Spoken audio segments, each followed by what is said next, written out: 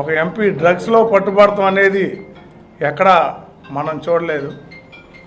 రెండు, ఈ యొక్క రేవ్ పార్టీ నిర్వహించడానికి ముఖ్యులు కూడా మన ఎంపీ గారే.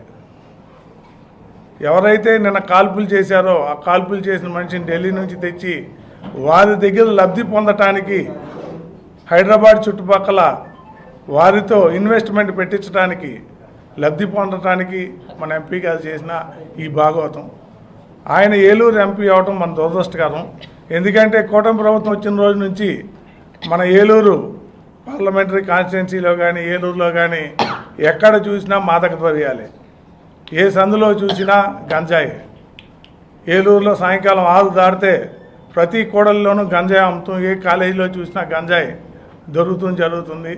పోలీసు వారు ఈ గంజాయి అరికట్టడంలో వైఫల్యం చెందారు. మరి దీంట్లో ఉన్న లొసుగేంటో ఊరందరికీ తెలుసు, జనమందరికీ తెలుసు.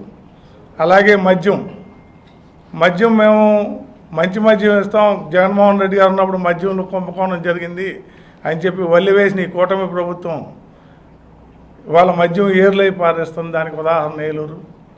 ఎవరో మొన్న ఒక యూట్యూబర్ తీసి ఏలూరులో ఉన్న బార్లు 24 గంటలు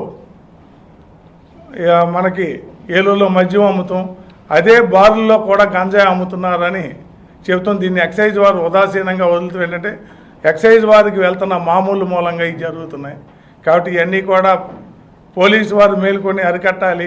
చంద్రబాబు నాయుడు కూటమి ప్రభుత్వంలో ఎంపీ ఈ యొక్క విధంగా డ్రగ్స్లో దొరికినందుకు ముందు ఆయన రాజీనామా చేయాలని డిమాండ్ చేస్తూ మేము ఈరోజు ఇక్కడ వైఎస్ఆర్ కాంగ్రెస్ పార్టీలో నిరసన తెలుపుతున్నాం.